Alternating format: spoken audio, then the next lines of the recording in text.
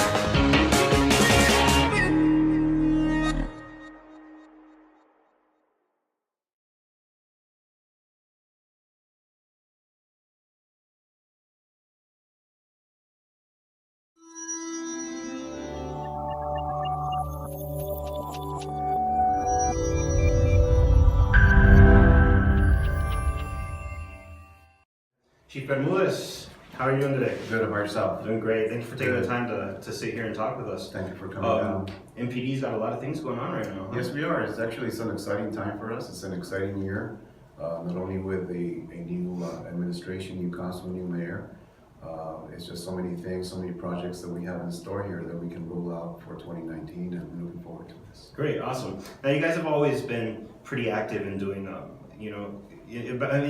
improving yourselves and going on with the community, but let's talk about a few specific things. One of them is something that just came before City Council. A couple things. One was the body cameras, right. And the other was the parking meters. And these are things that you and I actually talked about before. Right. And what are the plans moving forward? I mean, I know you hit some roadblocks with the City Council. What are the plans moving forward with those? Well, the roadblock was not with City Council. My job is to make sure that I get all the information, put it together and present it before council for their approval.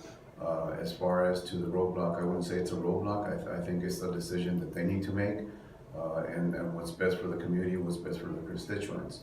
My thing is that I'm bringing forward technology, I'm bringing forward progressiveness, and most importantly, my main concern is the safety of our community. And my job here is to not only meet but exceed the community's expectations. So with that said, as far as to the meters that we talked about last council meeting, as far as to the Nogales Police Department, our only, responsibility with the meters is the enforcement part. But what I liked about this new program is actually the coverage that we would have for public safety, because it has an integrated camera, and has the ability for the community to press a button and it opens up the mic, it opens up the camera, and you can reach 911 immediately. Right. And you can even have an interactive conversation with the dispatcher as far as to what's going on. With that said, in the last 10, 15 years, with all this negative rhetoric about, illegal immigration and, the unsafe circumstances that our borders face, I want to change the perception of people, of tourism, basically, that visit Nogales, and they come down and change their mind, the perception that Nogales is crime-ridden, because it's not. Not at all. As a matter of fact, in the last 8 years, our crime rate has gone down double digits progressively, and I don't think there's too many cities that can say that. No, not at all. I mean, it's for the reputation that we have, we're actually an extremely safe city. Yes, we are. Another thing about that we talked about it before about these parking meters is they would practically pay for themselves with very little cost to the city of Nogales, correct? Right. Yes. And are they observed? Are they being observed by the city of Nogales, or are they being observed by a third party, or how does it work? It's a private company that came up with this technology, and this technology is I guess this company is the only one that has that technology. You know, when I took over the chief's job, there's three things that I want the Nogales Police Department to be known for. First one is technology, the second one is innovation, and the third one, most importantly, is community policing. And I think that meter program, and not really the meter, but the part that I like about is the camera and the ability to dial 911. I think that's bundled up into the same thing. Absolutely. So my thing is to make sure that I go through with my promise as far as to providing that safety to my community. And then speaking of cameras and the body cameras, I mean, they're just as much for the safety of officers as they are for the safety of the community. I mean, especially since we had an officer recently who was killed in the line of duty. Right. And something like this, I mean, it's not only timely, but it's happening everywhere else but here. Right. Would you say that it's a necessary step that the city needs to take? You know, it's something that we need to be progressive. We need to go with best practices and across the nation. Unfortunately, right now, there's also talk about the rhetoric. There's negative rhetoric about law enforcement, and sometimes there's so much hatred. You know, we're lucky to live in the community that we live in because we don't see the issues that the rest of the nation faces. But why wait till that point? What my job is to make sure that I'm you know, in front of the 8 ball. I'm proactive and making sure that you know, the camera basically, the body camera basically is gonna, you know, create more trust between the community and the officers. And data shows that by the officer wearing the camera, there's less negative interaction between the community and the officer because they both know that they're being recorded. So I guess, for lack of a better word, they're always at their best. And what happens now is that everybody records us with technology. Everybody has a cell phone, but we're not doing in law enforcement. We're not recording ourselves. Yeah. So what happens out in the news is that they see a partial recording of something that happened. But agencies that don't have that technology obviously are falling behind with progressiveness, with the best practices. So that's what I want to bring. I want to bring safety to the community. I want to bring communication, and I want to, most importantly, close that gap of trust between the community and ourselves. Of course, absolutely. Now, speaking of things that you're doing for the community, which are quite a bit, is you also have an active shooter program. And what is it? This active shooter program, active shooter training program that you guys do? Well, the active shooter program trains basically businesses and schools and any entity that asks for that training to make sure that we're prepared, how to respond, how to react, what to do, what not to do in an active shooter situation, because obviously, unfortunately, that's the latest trend that's happening in our communities across the nation. And we have a program going on that we go out to businesses and we train the entire business, the entire employee, all the employees as far as to what to do, what not to do. And over the last 6 to 8 months, we've trained over 1,500 employees actually in our community. And so if anybody needs to be trained, if anybody needs some information about that program, feel free to call the police department and we'll set you up for that, because Perfect. Obviously that becomes a force multiplier for us, because it's something that the community knows what to do, which anything that they do proactively helps us and becomes a force multiplier. So when we get there, we don't see chaos. It's chaotic enough as it is, but this is something that's both helping the community and helping the Nogales Police Department. So, and speaking of expanding the reach of the department and force multiplier, is your VIPS, which is the Volunteers in Police. What is it again? I'm sorry. Volunteers in Police Services. Yeah, police services. And you know, this is very exciting for us, and it comes in a time where some of the city employees or some of the city departments actually are moving to the new building located right next to the fire department. Yes. And that's gonna free up some room for us, and we're gonna ask for volunteers to help us administratively with records, with administrative duties that we have at the police department. Again, we're talking about force multipliers at zero cost to the city, and that opens up the trust that the community has with the police department. Absolutely, so more transparency. Exactly. That's what I'm looking at, as transparency and making sure that they know that this is their police department. You know, I'll be as transparent as I can, and make sure that the community is welcomed here. Very great. Now, I mean, you've got so many different community projects that you do. I mean, Coffee with a Cop, the Citizens Academy, and even this new USPD hub that we'll talk about right now. Well, let's start with the Citizens Academy. I mean, because there's a lot of things on here that I'm excited about, that I really want to talk about, because I mean, this level of transparency that the police department has had under you it's unprecedented, and it's great. I mean, if people are aware of it, they can see how the City of Nogales Police Department is really working for them, which is what a police department should do. So let's start with the Citizens Academy. Let's talk about what that is and what you need to do to be part of that and things like that. You know, the Citizens Academy is a very exciting time for me. This is a very exciting program, actually. I'm really proud of it. It's never been done before, and this has been a dream of mine to open it up. And again, through showing transparency and basically showing the Nogales, or the City of Nogales and the residents, the nuts and bolts of the Nogales Police Department, why we do what we do and how we do it. And that brought excitement to a lot of people. Actually, we had 16 or 17 graduates in our first ever academy last year. Well, let's talk about the graduates real quick. I mean, what kind of people participate in this program? I mean, you know, is it anybody? Can you be? I mean, just ages. What age do you have to be involved? And what do you require? And what kind of people are volunteering for this program or asking to be part of this academy? You need to be 18 years of age, okay, and you have to have a clean background, because we run a background. Of course. But the attendance that we had in our first ever academy was phenomenal. I mean, we had diverse attendance, from a doctor to a recently graduated high school student to a teacher, retired teacher. We had all kinds of walks of life, and that's what I'm you know, we serve a diverse community, and I was glad to see that we have this. We even had an active border patrol agent. He's still a border patrol agent. He wanted to know how the police department works, great.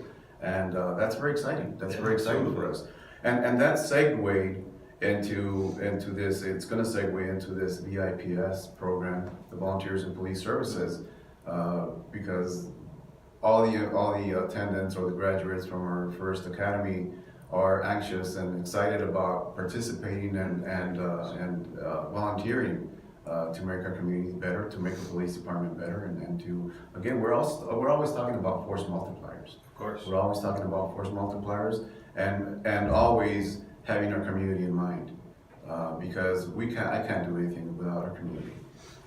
You know, this police department wouldn't be anything without the community. So that's my main goal, is get the community involved, show transparency, and close that gap of trust between the community and the Nogales Police Department. Well, one of the things that I love about the Nogales Police Department is Nogales being such a small city. You know, it's the police officers, the ones that are working in the police department, they're your relatives, they're your friends, they're your neighbors. So it's really, it's easy to feel like they're part of the community and not just standing out. But at the same time, these new programs are really, this reach out program, like Coffee with a Cop, for example, is a great way to show the people that the city of Nogales, especially the police department, you're not just there to pull people over. You're not just there to write tickets. You're there to serve the community. So you're working for the community. And I mean, let's talk about Coffee with a Cop. You guys do this how often? We do this every other month. Every other month? And actually, we rolled out this program a couple of years ago, and it's been very successful. You know, in the past, we've been putting out programs that we thought our community needed, but without community input. So now we go out there and we ask for community input. Is this good for you? Perfect example is the meters. Okay. I wasn't about to take any action without community input, because those are things that I think will help the community, but is that really what the community wants? So I'm here at the pleasure of the community. And again, you know, we work together, and without them, there is no me. So Coffee with a Cop is very, very successful. We take uh, we go different places every other month. We go to Starbucks on Mariposa, the one at Safeway. We go to McDonald's. We've done it at Sarape. We've done it at Variolas. This coming month we're gonna do it at Burger King. What's the date that you guys are gonna do this month? It's this month actually, but I'll get you the date exactly. But we go to different geographical areas in the city just to make sure that we do Serve the the whole outreach. Yeah, community, exactly. Make sure that we serve everybody equally. Great. And everybody's invited to go, and we can talk about anything. It doesn't necessarily need to be about issues or anything that has to do with law enforcement. We just want to make sure that we close that gap of trust and open communication and show the people in Nogales that we are human. That we can have a conversation with anybody without intimidating or anything, because that's not our goal. Our goal is to make sure that we're known as not only protectors but enforcers, but ambassadors of our community, because that's our main goal right here in Nogales. Another thing that I think is incredible, because especially in this day and age, a lot of people feel like government, city, state, federal, are making decisions without really thinking about the community in mind, but to actually have direct input from the community. Not only does it help you better serve the community as far as I see it, but I imagine it makes your guys' job a little bit easier too. Yes. To know what needs to be done rather than just kind of signing forms and making decisions on your own. I've been here at the Nogales Police Department for 34 years as an employee. Before that, I was an explorer since I was 14 years old. So I've been here almost all my life. Yeah. And I have a vested interest in my community. I live in my community. I shop in my community. On weekends, you'll find me anywhere in my community. Whether it be on my bicycle, whether it be at Safeway, at Walmart, or any function that we have. Why? Because I want to do outreach. I want to have the police department have that face of saying, you know what, I can trust you. Anything anybody needs, I'm always available. They can come into my office. They can give me a call. That's the type of service that I want to provide, and that's the type of service that we're providing right now to the community. Very, very cool. Now, before we jump into this last thing, which is the USPD hub, I want to say that one of the things that I've relied on the police department for a lot is I lock my keys in the car all the time. Right. and I'm so grateful to the city for offering the service. I know it takes time out of your guys' day, but as public servants, it's that you take the time to come and help somebody unlock their cars. Right. And what other kind of services like that do you guys do for the community? If you go to any other city in Arizona, they won't open the car for you. The police department won't. They basically give you a number, or they'll call the locksmith for you. We're one of the few, and one of the only ones left that provide services like that. We provide the funeral escorts, so we won't pass on that expense to the grieving families of our community. We provide obviously the Slim Jim, what we call Slim Jim, to open cars that they are locked with keys inside. We provide security checks on houses when somebody goes on vacation. We go check their houses for them, time permitting. And that's one of the things that I want to segue into this VIPS program, Volunteers in Police Services, that not only administratively, but eventually what I'm going to do is operationally have a couple of cars, and that way the volunteers can do that for us, do house checks, open cars for us, help us with traffic control, help us with the funeral escorts, or whatever needs to be done that doesn't require enforcement. Of course. Then volunteers can do that. That's perfect. And that's never been done before. Again, 34 years of information and ideas in my back pocket. I just need to slow down sometimes because I want to do everything at the same time, and I can't do that, But then again, I have a great rapport with the community. I'm always out there. I'm always willing to listen, and no idea is a bad idea. Again, we go back to the meter thing. It's an idea that I like because of technology, but if the community doesn't want it, it's their community, not mine. I just provide the public safety to it, and I'm proud to do that. Perfect. Is there, before we move on to USPD Hub, is there anything else you wanted to add about the VIPS, or do you feel like you've covered that pretty? Like, when does this roll out, or when are you planning on rolling it out? Well, we're working on it as we speak. One of the things we need to do is we're working on policy, because it needs to be obviously controlled and accountable through policy. Yeah. And once we do that, we're going to set up a small academy to train our volunteers. And once we have the equipment, once we have, more importantly, the room to put other people other than personnel in here, then by all means, we're hopefully by the end of the year or before the end of the year, we can roll out with these programs. Perfect. But it's a very exciting time for us. It's a very exciting time for us. I mean, I'm looking at all these, again, the vision and the missions that I've had for years, what the police department was and what it can be and what it will be. I want to leave it, better than how I found it. It's a great department. It has outstanding employees, very competent, very capable. But I just want to go even further by doing outreach, by extending the services that we provide and making it better and making it more transparent than it was. So that's where we're at right now. That's great. Awesome. So speaking of, the services that the PD offers and the ability for people to get in contact with the city, the USPD Hub that you just talked to me about right now, it's an app, correct? Yes. And this app allows citizens of Nogales or from anywhere to communicate with their local police departments and municipalities. Exactly. And this is for non-emergency types of things, right? And then also you guys can give information about road conditions and things like that. For example, the snow that we just had. Did you use USPD too? Yes, we did. Oh, yes, great. we did. Very, very cool. And USPD Hub, what it is, it's an opt-in emergency alert system. Okay. And but with that said, it's interactive. So we get a lot of reports of. Well, luckily we don't get a lot of reports of graffiti because luckily we don't have that much graffiti. But when we do get reports.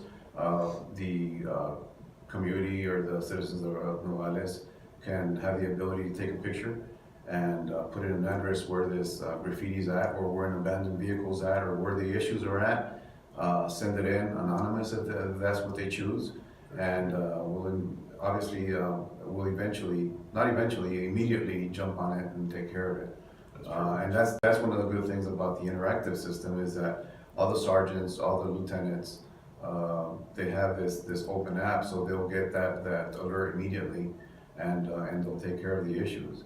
The other good thing about that is that we can put any issues that we have about road closures. When we have an accident that they need to take an alternate route, we put that out. When we have a weather alert, like you mentioned, the snowfall that we had a couple of weeks ago, we put that out to make sure that they drive safely. We're very big on technology, especially social media, Facebook, Twitter. You guys have been very active on social media. And USPD Hub. Again, that closes the gap on trust, and we're accessible to anybody. One of the things that we want to do here, and I created a community action team, and I'm waiting to get back up to par with officers.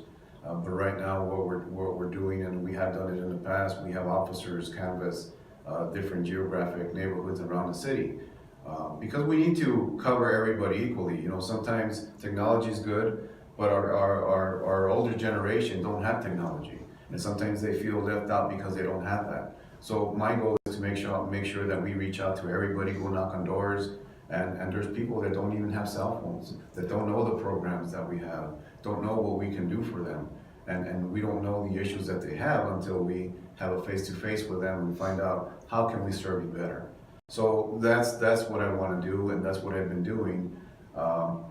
However, once we're up to par with police officers, I'm going to create that into its own division.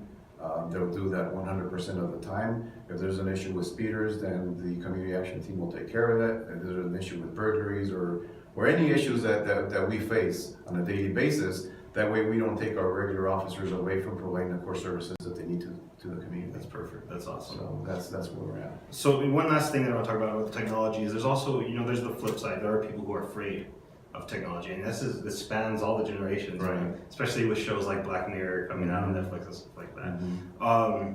Have you come across any of that resistance yet within the city, within the community?